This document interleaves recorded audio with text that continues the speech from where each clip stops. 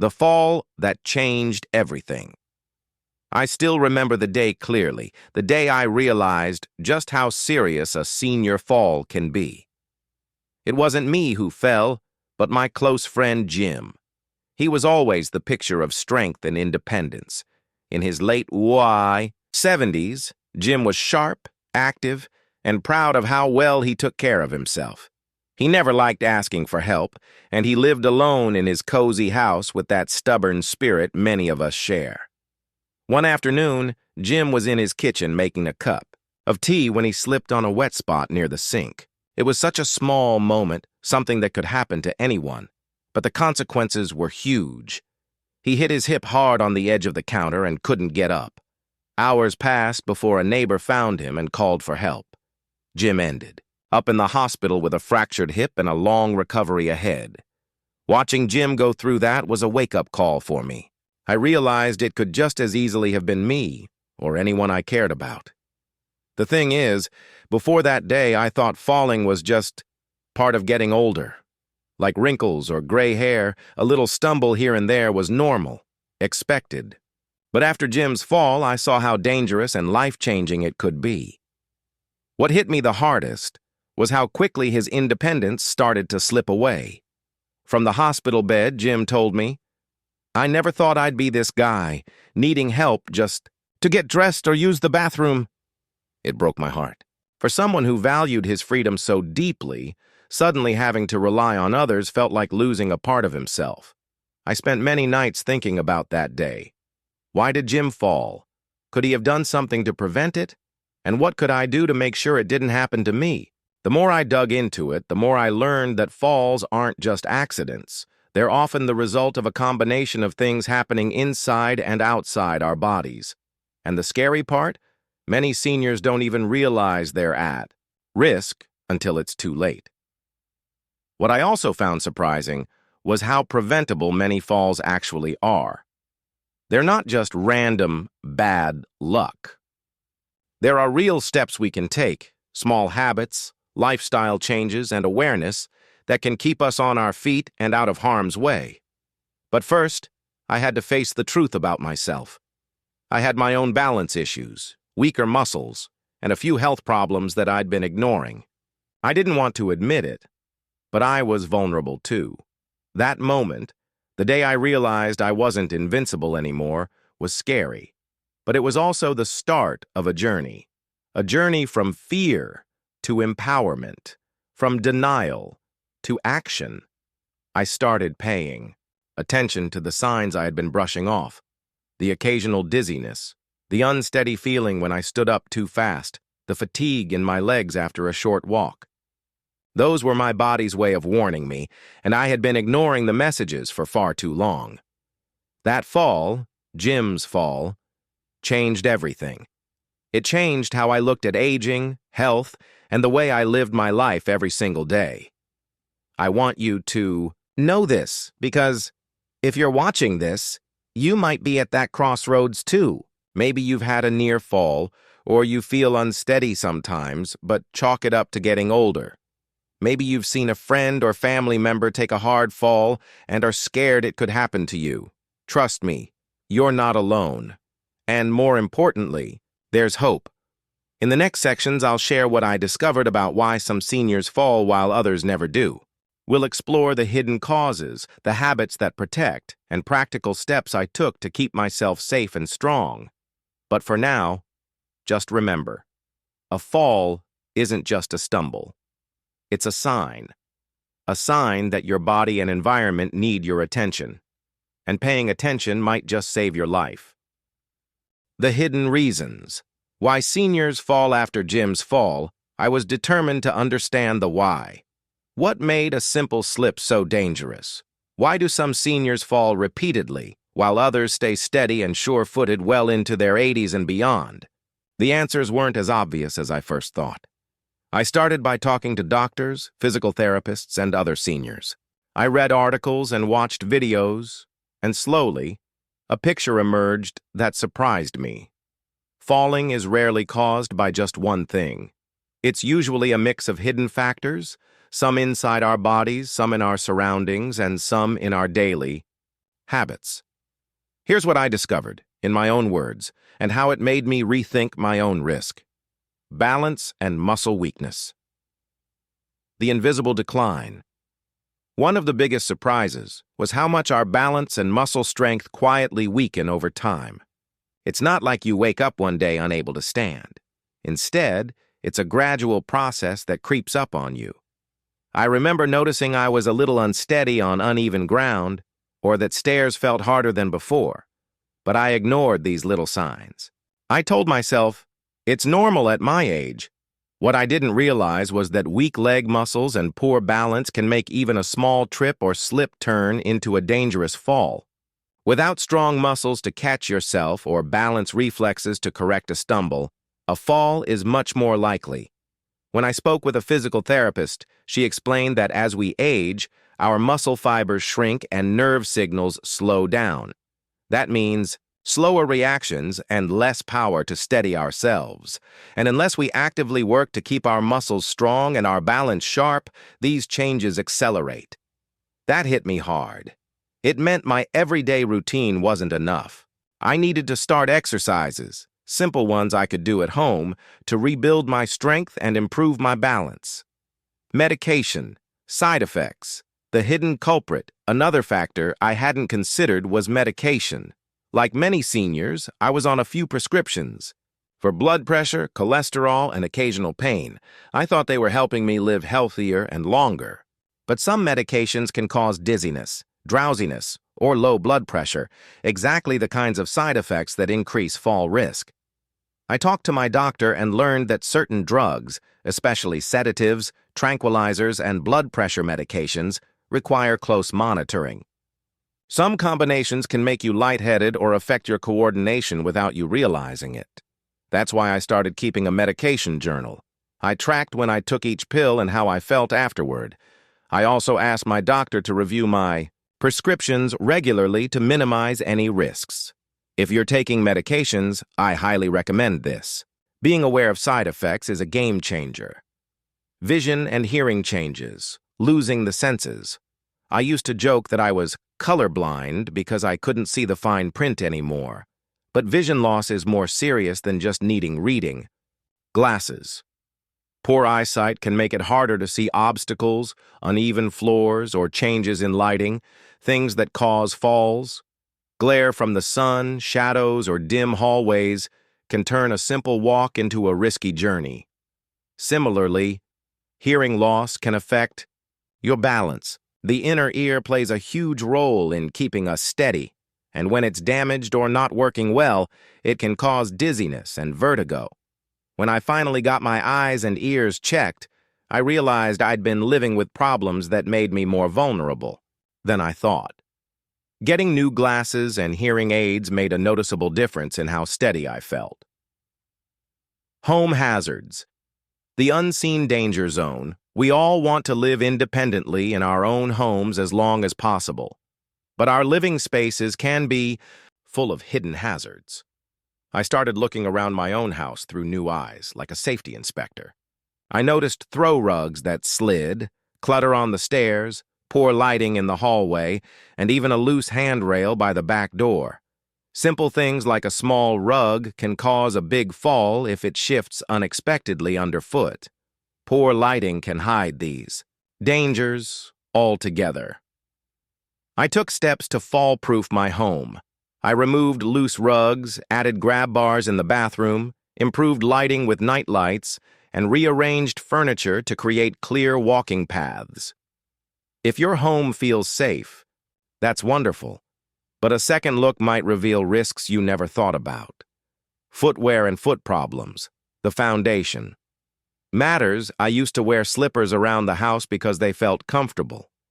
But I didn't realize how much bad footwear could affect my balance. Slippers with slippery soles or no support can increase the chance of slipping or twisting an ankle. Foot problems like bunions, swelling, or numbness also affect how you walk and balance. When I talked to a podiatrist, I learned that sturdy, well-fitting shoes with good tread and arch support are essential, even indoors. Upgrading my footwear made walking feel safer, and I encourage anyone watching to do the same. Chronic conditions, the silent contributors. Finally, chronic illnesses such as arthritis, diabetes, or Parkinson's can affect mobility and balance. Nerve damage, joint pain, or muscle stiffness can make walking harder and falls more likely. I was lucky not to have major chronic issues, but I know many who struggle. Managing these conditions carefully, staying active within limits, and using assistive devices when necessary can reduce fall risk significantly. What this all meant to me. Putting all these pieces together, I realized falling isn't just about tripping or losing your footing. It's about a complex web of physical, environmental, and medical factors working against us. And the scary part is that these risks often build up quietly, without dramatic warning signs. But here's the good news. Once you know what to look for, you can take control. For me, understanding these hidden reasons was the first step toward prevention. It was the motivation I needed to change my habits, talk openly with my doctor, and make my home safer. If you're watching this and thinking, I didn't realize all this was connected, you're not alone. I was surprised too. The important thing is that this knowledge empowers us to act before a fall happens, not after. What they did right, why some never fall after. Learning about all the hidden reasons why seniors fall, I couldn't help but wonder, what about those who don't fall? I've met plenty of seniors who are well into their 70s, 80s, even 90s, and they seem to glide through their days steady and confident. What's their secret? Is it luck, genetics, or something else entirely? The more I observed, the clearer it became. Those who never fall don't just avoid accidents by chance. They actively do things differently every day. I started calling this group the steady seniors, and here's what I learned from watching and talking to them. They prioritize strength and balance training, one of the biggest habits I noticed. Among steady seniors is their commitment to maintaining physical fitness, not in a flashy way, but consistently and thoughtfully. These seniors understand that muscle strength, especially in the legs and core, is the foundation for balance and stability.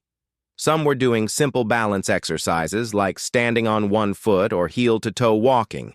Others practice Tai Chi or yoga, which combine gentle movement with focused breathing and balance control. I realized these routines weren't about looking young. They were about staying safe and independent. I decided to take this advice seriously. I started with chair exercises and gradually worked up to standing balance drills. Over time, I noticed I felt more grounded when walking and less wobbly on uneven surfaces. They are mindful of their surroundings. Another key habit was mindfulness. The seniors who didn't fall were always aware of where they were walking and what obstacles might be in their way. For example, if they entered a dim hallway, they'd switch on the lights without hesitation. If the floor was wet, they'd take slow, careful steps or use a cane or walker.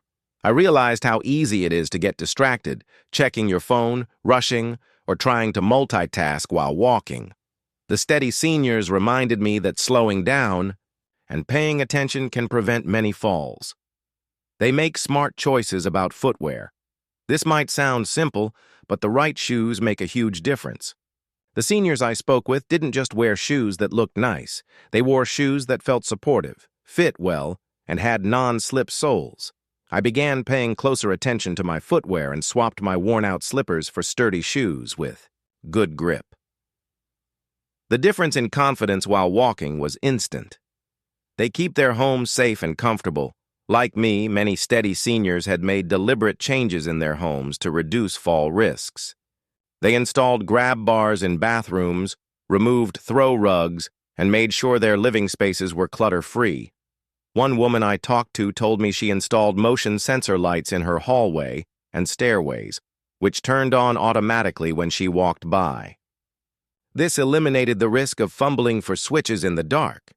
These small investments made their homes safer and gave them peace of mind. They managed their health actively. Steady seniors were also proactive about managing their health. They kept regular medical appointments, talked openly about medications and side effects, and sought treatment for vision or hearing problems. I remember one gentleman saying, I don't ignore the little things anymore. That mindset stuck with me. Addressing health issues early prevents them from snowballing into bigger problems that affect balance. They stay socially engaged and mentally active. I noticed another pattern. These seniors stayed socially connected and mentally sharp. They joined clubs, volunteered, or kept in touch with friends and family regularly. Why does this matter? Because loneliness and depression can contribute to slower reflexes, poor motivation to stay active, and even cognitive decline, all of which increase fall risk. Maintaining a strong social life keeps your mind alert and body moving. What this means for me and for you. After seeing these habits in action, I realized the difference between those who fall and those who don't isn't just luck or genetics, it's a lifestyle choice. These steady seniors make daily decisions that protect their independence. They move with intention, prepare their environment, and care deeply about their health. For me, this was a powerful shift in perspective. Instead of feeling helpless or waiting for accidents to happen, I chose to adopt these habits. I began exercising, regularly tidying my home, paying attention to my body's signals, and staying socially active. And over time, I noticed real changes. I felt stronger, more balanced, and confident in my ability to stay on my feet. Your next step, if you're watching and wondering how you can be one of those seniors who never fall, I want to encourage you. It's not too late. You don't need to become an athlete overnight or remodel your entire house. Start small. Choose one habit from this list that feels manageable and build on it. Maybe it's standing on one foot while brushing your teeth. Maybe it's swapping out your slippers for better shoes. The key is consistency and commitment. Those small steps add up. My turning point. From fear to prevention. After learning about the hidden causes of falls and seeing what steady seniors do right, I still faced a big hurdle: fear. That fear of falling was always lurking in the back of my mind, and honestly, it held me back more than I realized. I remember feeling anxious every time I walked on uneven ground or climbed stairs. I'd catch myself gripping the railing a little too tightly or hesitating before taking a step. Sometimes the fear felt paralyzing, like I was waiting for the inevitable fall. But then, something shifted. One day, I decided that fear wasn't going to control me anymore. I wanted to live freely, not be a prisoner of my worries. That was my turning point, the moment I chose prevention over panic. Facing my fear. Head one, I started by admitting to myself that the fear was real and understandable. I wasn't alone. Many seniors I talked to shared similar feelings. But I also realized that fear alone doesn't protect you. It can sometimes make you more prone to falls because it causes hesitation, stiff movements, or rushing to avoid looking vulnerable. So I decided to channel that fear into motivation. Instead of avoiding movement, I would embrace it, but cautiously and with purpose. Creating a prevention plan, I began by making a simple plan focused on prevention. It wasn't about grand gestures, but small, consistent actions that would build my confidence and reduce my risk. First, I committed to strengthening my body. I worked with a physical therapist who taught me exercises tailored to improving my balance, flexibility, and leg strength. These included standing on one foot for short periods, walking heel to toe in a straight line, gentle squats and leg lifts, stretching to improve flexibility. These exercises felt challenging at first, but I soon noticed improvements. My legs felt stronger, and my balance improved. Changing how I move. Every day, I also started paying attention to my everyday movements. I realized that how I got up from a chair, how I turned around, or how I reached for something could all be improved. Example, I learned to pause and steady myself before standing up rather than rushing. Use my whole body to turn instead of twisting my back. Keep my feet shoulder-width apart for better balance. These small changes made me feel more stable and reduced my fear of sudden slips. Making my home safer. The next step was improving my environment. I walked through my home with a critical eye and made changes based on what I'd learned. I installed grab bars in the bathroom and by the stairs. I removed throw rugs and taped down any loose carpet edges. I added night lights in hallways and bathrooms so I wouldn't have to fumble for switches at night. These changes didn't cost much, but they made a huge difference in how safe I felt at home. Using assistive devices. When needed at first, I resisted the idea of using a cane or walker because I associated them with frailty. But as I became more honest with myself, I realized that using the right support could actually increase my independence and confidence. After consulting with my therapist, I started using a cane for longer walks. It helped me feel steadier without making me feel old. Sometimes the right tools are a form of strength, not weakness. Staying active in social fear can sometimes make us want to isolate ourselves. But I made a conscious effort to stay socially engaged and active. I joined a local senior exercise group and started attending community events. Not only did this keep me moving, but it also boosted my mood and mental sharpness. I found that staying connected helped me stay motivated and less afraid. Learning to listen to my body. One of the most important lessons I learned was to listen to my body's signals. If I felt dizzy or fatigued, I didn't push through blindly. Instead, I took breaks, sat down when needed, and sought medical advice if symptoms persisted. Respecting my limits helped me avoid dangerous situations and built my trust in my own judgment. How this changed my life. Choosing prevention over fear transformed my daily life. I felt more in control and less anxious about falling. I went from worrying every step I took to appreciating the freedom of movement. I realized that fall prevention isn't about avoiding movement. It's about moving smarter and safer. I'm sharing this with you because if you're feeling that same fear, I want you to know that it's normal, but it doesn't have to hold you back. There's a path forward, and it starts with simple, intentional steps. My advice to anyone who wants to stay on their feet, now that I've shared my journey, the falls, the fears, the lessons, and the changes, I want to leave you with some heartfelt advice. Whether you're someone who's already experienced a fall, or you're simply looking to stay steady and strong as you age, these are the things I wish someone had told me sooner. Take fall prevention seriously, but don't fear it. The first piece of advice I want to give is this. Don't underestimate the importance of fall prevention, but also don't let fear rule your life. I used to think that talking about falls would somehow jinx me, that if I worried about it, it would happen. But ignoring the risk doesn't make it go away. In fact, being proactive about prevention is the most powerful thing you can do. Educate yourself about your personal risks, take small steps to address them, and remember that prevention is an act of self-care, not a sign of weakness. Move every day, even if it's just a little. One of the best ways to protect yourself is to keep moving. I know it's tempting to slow down or stay seated if you're worried about falling, but the opposite is true. Movement keeps your muscles strong, your joints flexible, and your balance sharp. Start with what feels comfortable. A short walk around your home, some gentle stretching, or balance exercises like standing on one foot while brushing your teeth.